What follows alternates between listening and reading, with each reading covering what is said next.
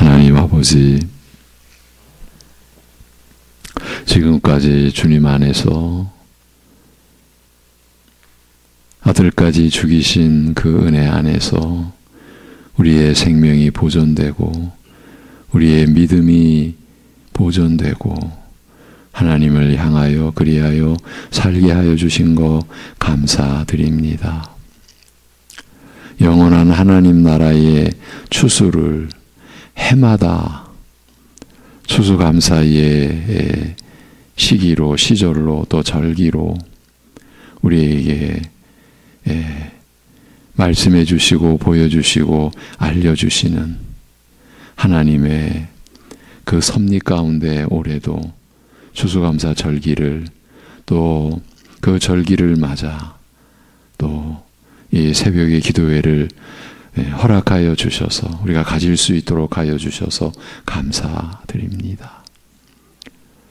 우리가 주님 안에서 맺을 열매를, 또 맺어지고 있고 맺은 열매를 확인하는 그 감사와 그 감격과 기쁨이 사랑하는 성도들 안에 일어날 수 있도록 역사하여 주시옵소서. 예수님의 이름으로 기도합니다. 아멘. 에베소서 1장 7절 말씀입니다. 에베소서 1장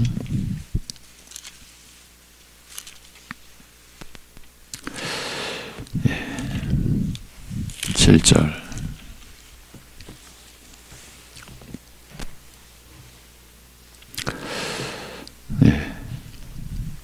우리는 그리스도 안에서 그의 은혜의 풍성함을 따라 그의 피로 말미암아 속량고 죄사함을 받았느니라.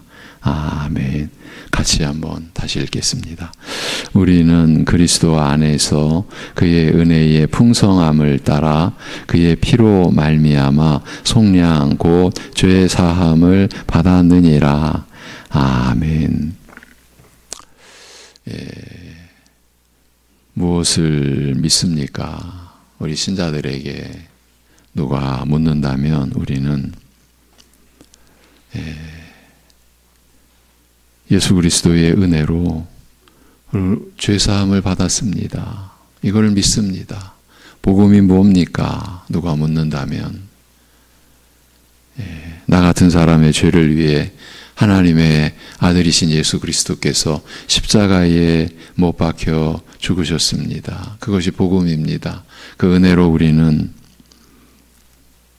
속량을 받았습니다. 죄사함을 받았습니다.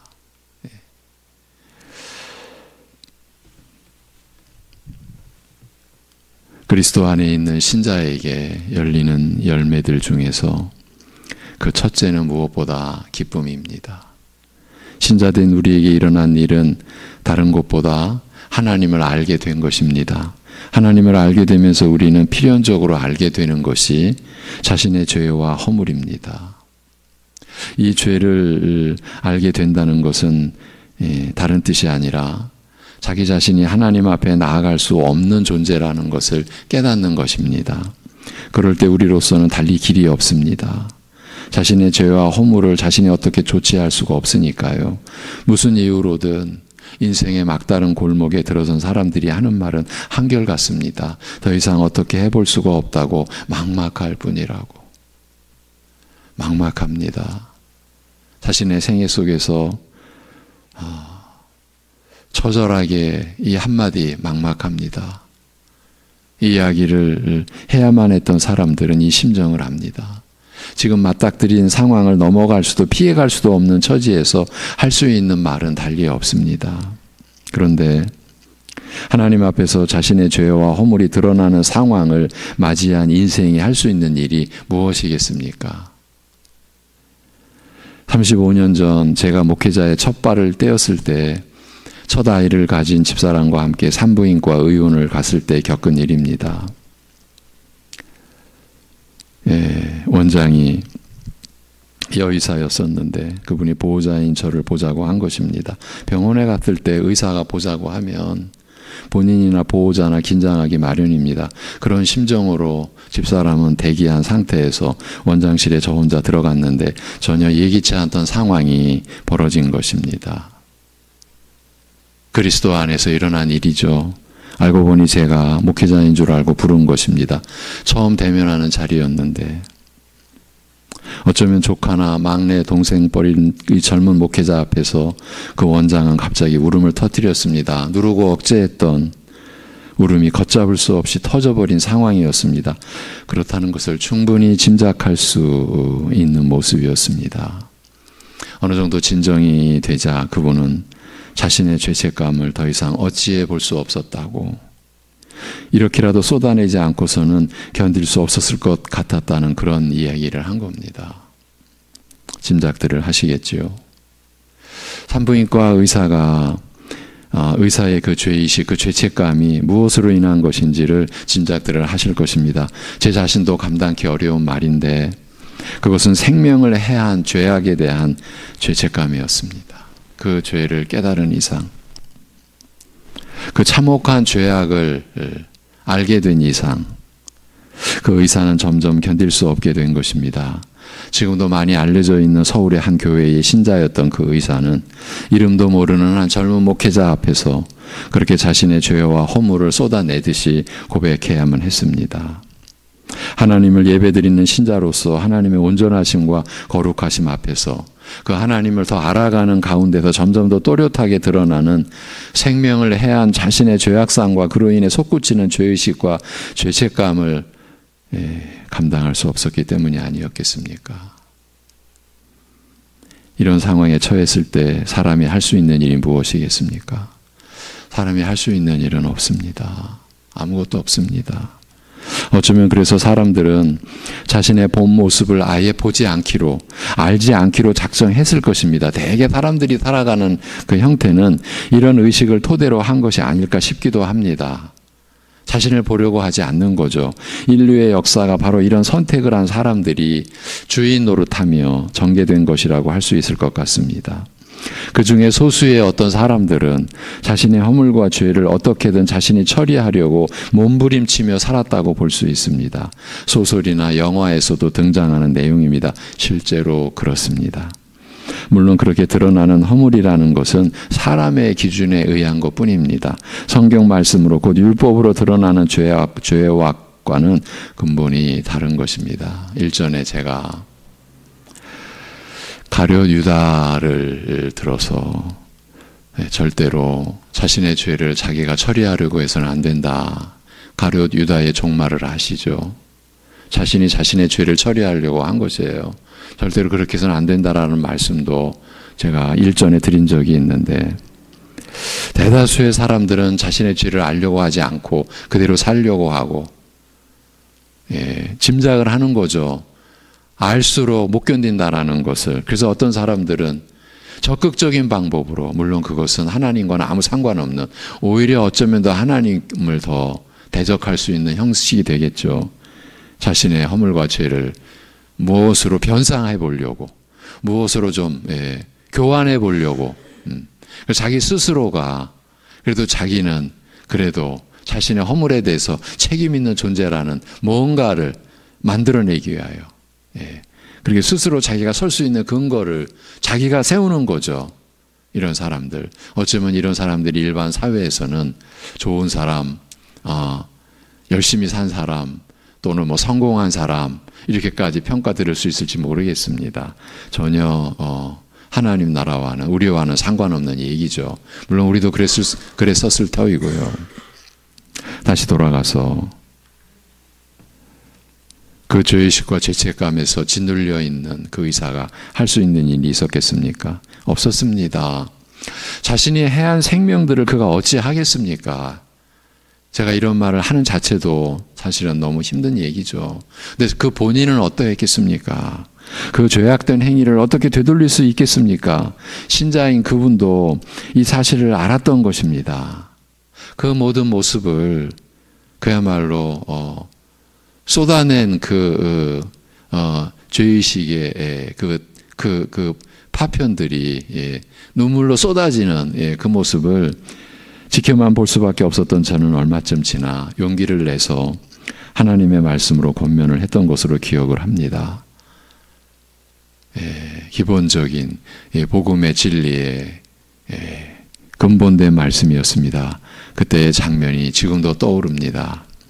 죄사함의 은혜를 베푸시는 십자가에 못 박히신 그리스도만을 믿고 의지하며 하나님 앞에 회개할 것을 권해드리면서 어릴 적이었는데 지금 생각해보면 놀랍게도 그리스도께서 교회의 머리 되심을 강조하면서 교회를 중심으로 한 신앙생활을 통해서 흘러나오는 하나님의 은혜를 입도록 권했습니다. 그 죄책감이, 그 죄의식이 섬기는 교회로부터 점점 멀어지게 한 것이에요. 점점 위험한 상태로 그분은 가고 있었던 것이죠. 교회로 돌아가십시오. 주님께로 돌아가십시오.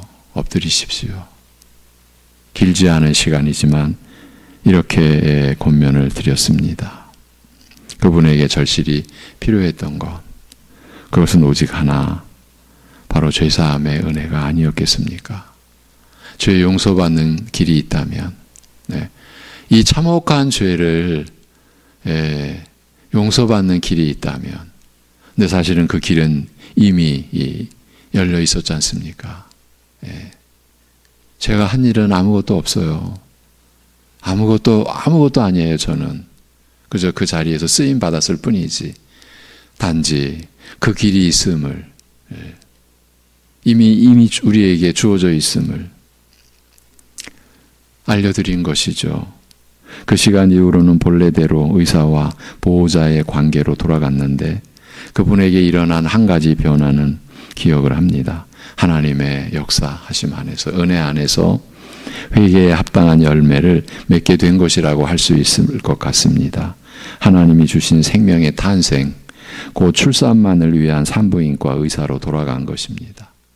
병원을 유지하기 위해서 어쩔 수 없이 수행해 왔던,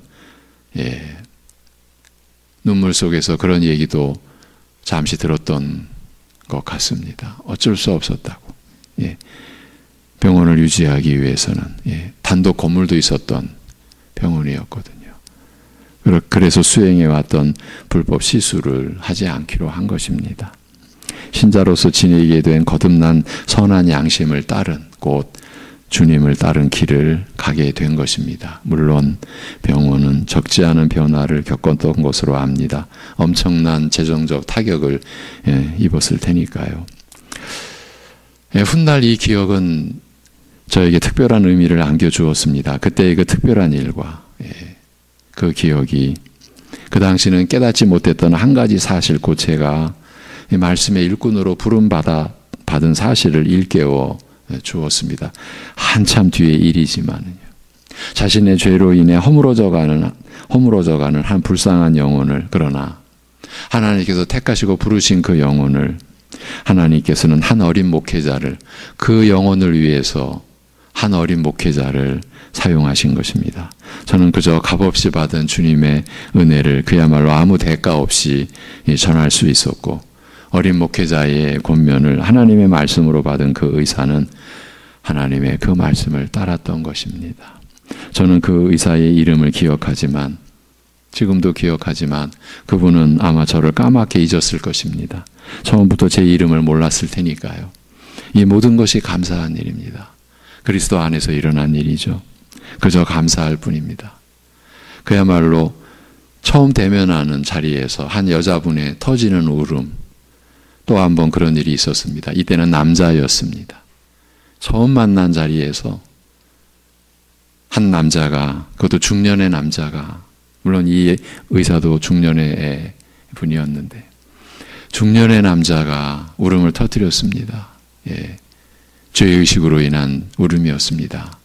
기회가 되면 나중에 말씀드릴 수 있겠지만 오늘은 넘어갑니다.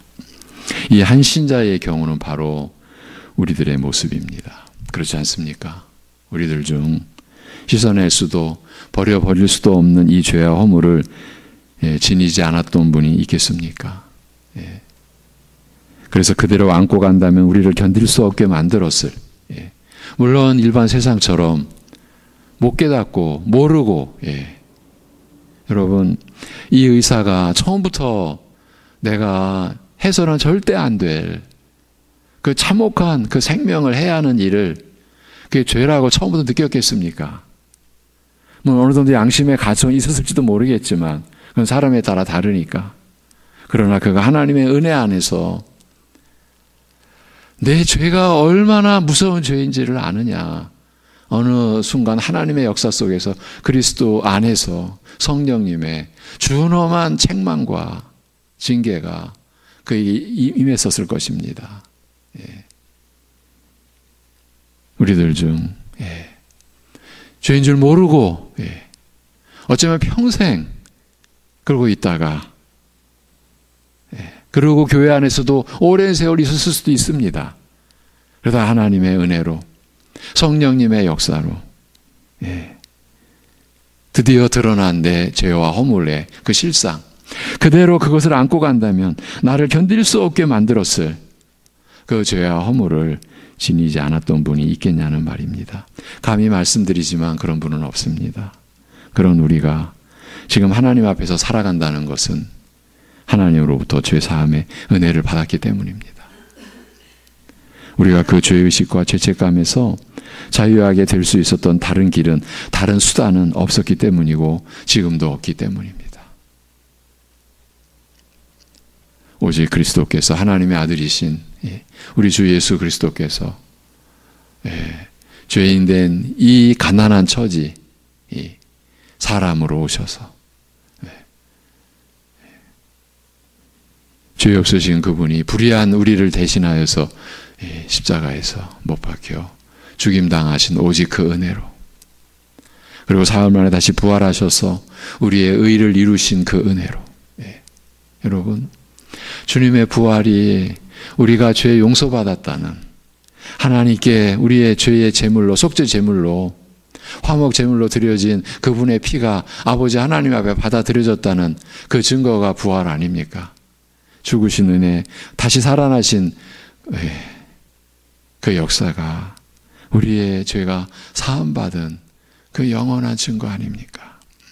그래서 서두에서 그리스도 안에 있는 신자에게 열리는 열매들 중에서 그 첫째는 무엇보다 기쁨이라고 한 것입니다. 어떻게 이렇게 볼 수 있느냐 하면 그리스도 안에서 받는 은혜의 시작과 근본되는 것이 바로 죄 용서받은 은혜이기 때문입니다. 그리스도 안에서 죄 사함 받은 신자에게서 일어나는 변화가 있는데, 이 변화가 일어나는 그 과정과 시기는 우리 신자된 우리들마다 다 다르지만 분명한 것은 변화가 있는데, 왜? 새 생명을 받았으니까 새 생명의 변화가 일어나게 되어 있는데, 외적으로 드러나는 변화의 저변에 깔려 있는 것은 다름 아닌 죄 용서받은 기쁨입니다. 이럴 수밖에 없는 것은 죄 사함 받은 기쁨을 능가할 기쁨이 없기 때문입니다. 우리가 신자로 살면서 잊혀져 갈 만하면 또 하나님께서는 말씀으로 어떤 계기로 우리 안에서 일깨워 줍니다. 아, 내가 죄 사함 받았구나. 또 사실은 날마다 우리 주님이 가르쳐 주신 기도가 무엇입니까?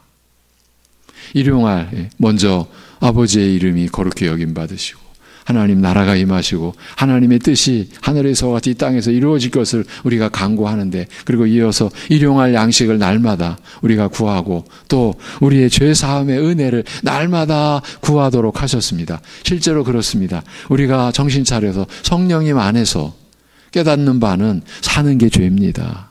죄를 아는 신자는 아, 내가 사는 게 죄구나.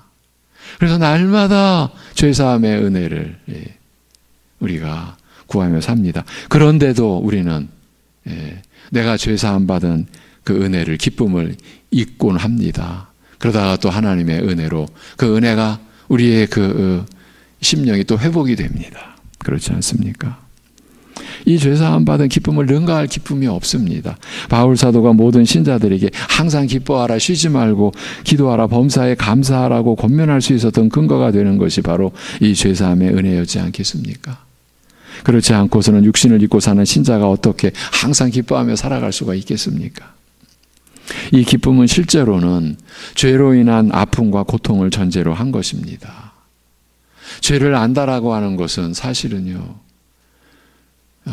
그냥 눈을 감고 싶은, 들리는 소리를 듣고 싶지 않은, 귀를 막고 싶은, 마음과 생각이 지금 작용하는 내 마음을 어떻게든 멈추게 하고 싶은,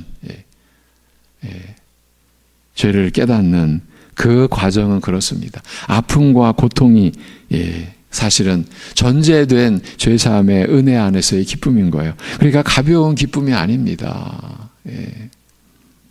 쉽게 왔다가 또 쉽게 사라져갈 기쁨이 아닙니다. 절대 그럴 수가 없습니다. 이러한 대목에서 우리가 떠올릴 수 있는 그 장면은 요한복음 4장에 기록된 한 여인의 죄사함 받은 기쁨의 장면을 우리는 잊을 수가 없습니다. 그 여인의 삶을 생각해 보십시오. 우리는 그의 삶의 아픔과 고통을 절대 모릅니다. 남편이 몇 명이었습니까? 남편 5이 있었는데 예수님은 그 여인에게 지금 있는 자도 내 남편이 아니라고 하셨습니다. 이 여인의 삶의 행적이 어떠했겠습니까? 그 수치, 그 고통을 어찌 헤아릴 수 있었겠습니까? 우리가 헤아릴 수 있겠습니까?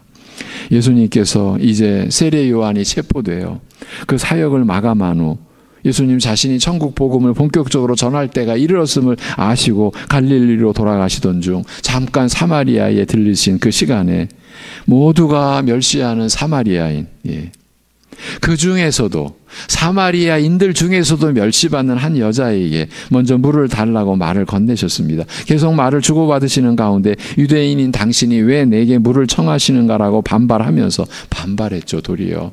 그러면서 사마리아인의 깊은 상처와 이를 빌려 자신의 감춰진 아픔을 드러낸 여인의 마음을 어루만지시고 이끌어 영원히 목마르지 않게 할 신령한 생수의 은혜를 사모하도록 이끄셨어요. 여러분, 예배의 진리가 이 여인과의 대화 속에, 이 세상 속에 밝혀져 있지 않습니까? 영과 진리로 예배할 자를 찾는다 하시는 말씀이, 이 세상은 이렇지 않습니다. 뭔가 큰 것일수록, 특별한 것일수록 특별한 사람, 큰 사람 찾아서 이를 벌려야 그게 온 세상에 알려지는 것 아닙니까? 이게 세상의 방식이죠. 그러나 하나님 나라는 전혀 그렇지 않습니다. 어느 누가 이 사마리아인, 유대인들에게는 오랑캐, 이방인 취급받는, 상종도 하지 않는, 그 가운데서도 멸시받는 한 여인,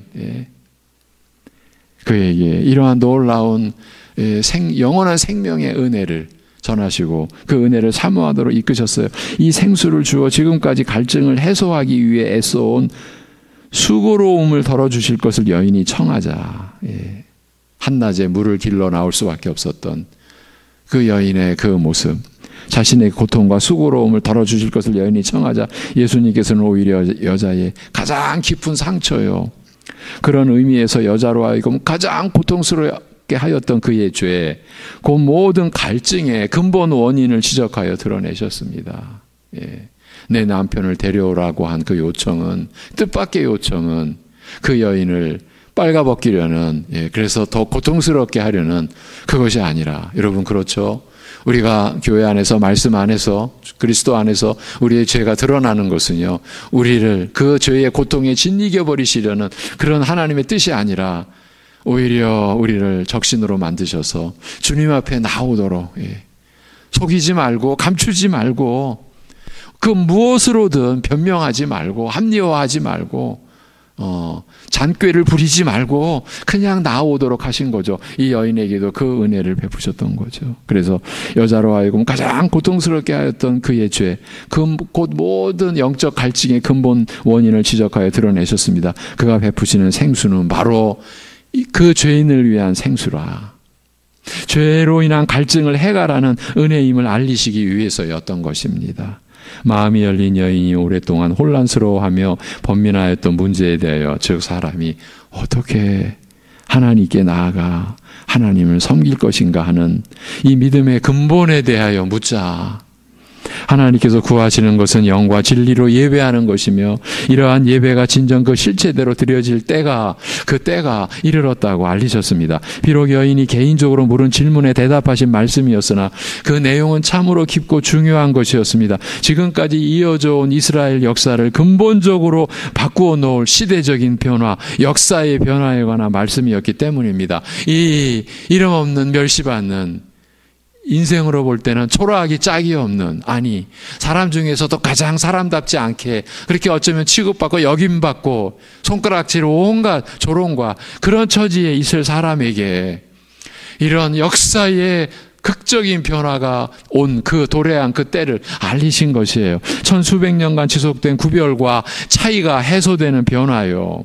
이스라엘의 약속과 소망, 그들에게 허락된 은혜와 축복에서 제외되었던 이방을 향하여 그 문을 여는, 생명의 문, 축복의 문을 여는 중대한 변화에 관한 내용이었습니다. 이런 중대한 일을 예수님께서는 한 여자와 더불어 말씀을 주고받는 가운데 가르치시고 알리셨습니다. 여인이 오랫동안 가슴에 품어온 메시아에 대한 믿음과 소망을 드러내어 아뢰되 메시아가 오시면 이런 일들에 대하여 분명히 알리시리라고 하자 예수님께서는 여인의 이런 믿음에 화답하여 말씀하시되 내가 바로 그 메시아라고 알려주셨습니다. 여러분, 그 한 여자가, 한 그 여인이 내가 바로 그 메시아다, 내가 바로 그라, 그 말씀 앞에서 그 여린 몸이 감당했어야 할 그 은혜의 그 크기, 은혜의 그 충격, 그의 인생 전체가 그 한마디 말씀 앞에서 전율의 전율 속에 빠져들어가지 않았을까, 그런 상상도 해봅니다. 예수님으로부터 이렇게 귀히 여김을 받은 사마리아 여자는 물동이를 버려두고 동네로 들어가 외쳤습니다. 이 얘기를 하고 싶었던 겁니다. 오늘은 나의 행한 모든 일을 내게 말한 사람을 와서 보라. 어떻게 이럴 수가 있습니까? 이는 그리스도가 아니냐? 왜 물동이를 버려두고 달려가서 이 일을 전했겠습니까? 물동이를 버려두고 갔다는 것은 그가 물길러 왔다는 사실을 아예 잊어버렸거나 더 이상 괴념치 않았다라는 뜻입니다. 여자가 물길러 온 것을 잊어버린 채 동네로 급히 들어가 그가 알게 된 그리스도를 전한 것은 그가 예수님에게서 진정한 생수의 근원을 발견했고 그 생수를 이미 맛보았기 때문이었습니다. 그렇지 않았겠습니까? 그는 생명의 은혜, 죄사함의 은혜를 맛본 거죠. 예. 마셔도 곧 다시 목이 가랄 물 대신 영원히 목마르지 않을 영적 생수를 그야말로 예수님으로부터 이미 받아 마셨기 때문입니다. 그가 발견한 그리스도로부터 받아 마신 생수의 기쁨이, 그 감격이 너무나 컸기 때문이었습니다. 여러분에게도 이 생수를 마신 그 맛에 그 감각이 남아있지 않습니까? 있지 않습니까? 예. 여인은 그가 받아 마신 생수의 은혜를 사람들에게 이렇게 전하였습니다. 내가 행한 일을, 내게 다 말씀하신 이분을 와서 보라. 예수님께서 여자에게 지적하여 드러내신 그의 행실이 어떤 것이었나요?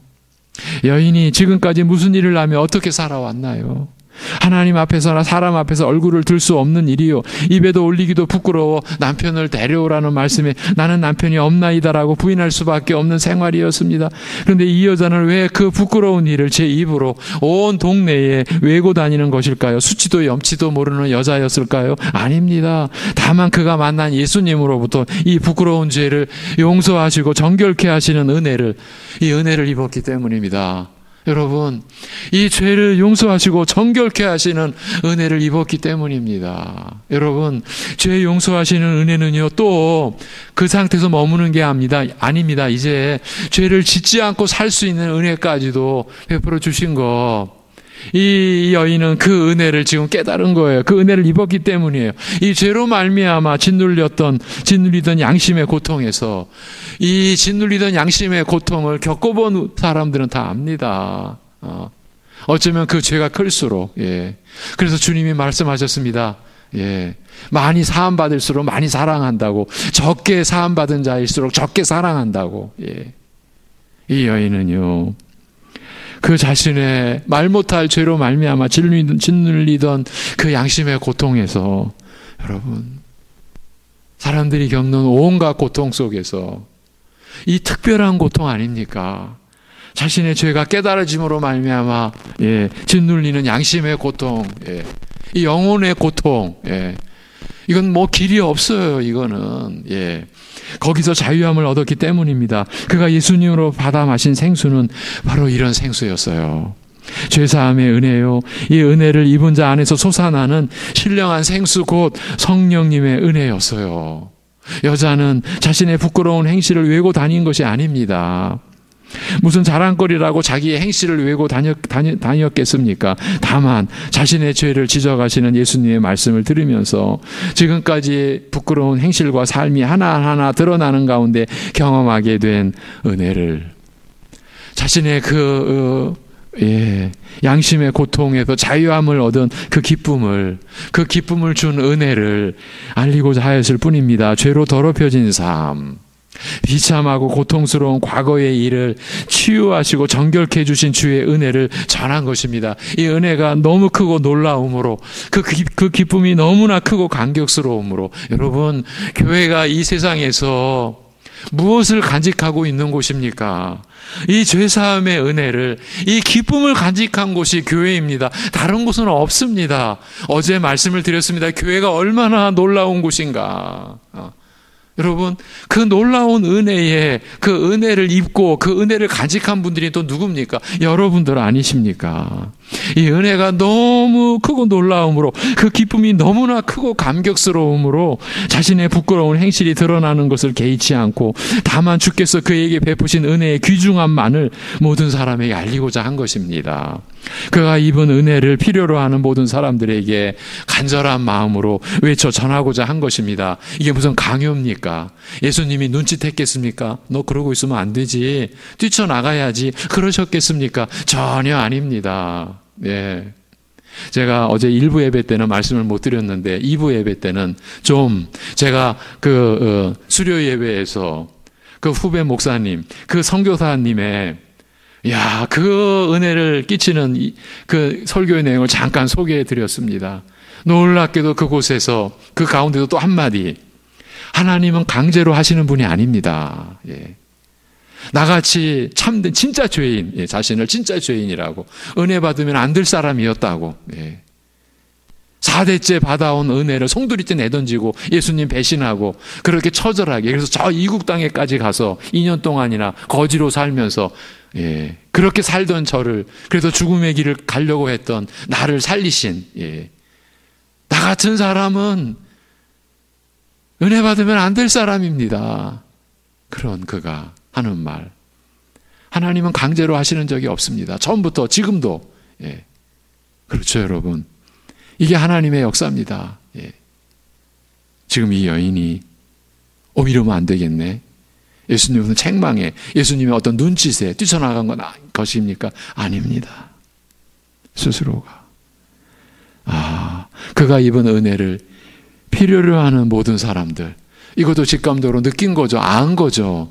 내가 먼저 받은 이 은혜를 우리 마을 사람들, 이 여인의 나이는 알 수가 없지만 수십 년 나를 멸시했고 나를 사람 취급하지 않았던 그 사람들에게 달려간 거예요. 그 사람들에게 내가 먼저 받은 이 은혜 당신들도 필요하지 않냐고 그거 전한 거예요. 그 간절한 마음으로 외친 거예요. 결례의 물항아리에 담은 물이 포도주를 변하여 그 물을 마시고 모두 함께 잔치의 기쁨에 취하였던 것처럼, 죄의 더러움을 씻어 정결케 하는 물이 솟아나는 신령한 샘에서 참 생수를 마신 그 기쁨을 모든 죄인과 함께 나누고자 하였기 때문인 거예요. 여러분, 교회가 이 기쁨을 전하는 곳 아닙니까? 이 기쁨을 간직해야 되는 것 아닙니까? 로마서 14장 17절에서 하나님의 나라는 먹는 것과 마시는 것이 아니요 오직 성령 안에 있는 의와 평강과 희락이라고 말씀합니다. 믿음으로 의롭다 하심을 받고 하나님과의 평강을 누리는 신자에게 희락은 빠질 수 없는 삶의 열매입니다. 그런데 이 은혜의 핵심은 죄 없으신 그리스도께서 나 같은 죄인을 위해 죽기까지 희생하신 것으로 이루어지는 것이고, 이로 인해 우리가 받은 은혜의 실체는 다름 아닌 죄 사함 받은 것, 죄 용서 받은 것이니 이것이야말로 희락과 기쁨의 원천인 것입니다. 여러분, 우리가 죄 사함 받았어요. 나 같은 죄인이 용서받았어요. 이것과 바꿀 수 있는 기쁨이 있습니까? 이거를 능가할 기쁨이 있습니까? 여러분, 그리스도 안에서 열리는 신자의 열매는 곧 죄사함 받은 기쁨의 열매인 것이에요. 지금도, 전에도, 앞으로도 그럴 것입니다. 여러분, 이 기쁨을 내 안에서, 내 생애에서 열리고 있는 이 기쁨을 우리는 가지고 하나님 앞에 어떻게 감사해야 되겠습니까? 그리고 이 기쁨을 우리가 어떻게 나누어야 되겠습니까? 제가 짧게 기도하고 주님 가르치신 기도하신 다음에 남은 시간 함께 이 말씀 안에서 우리 함께 하겠습니다. 기도드리겠습니다. 하나님 아버지,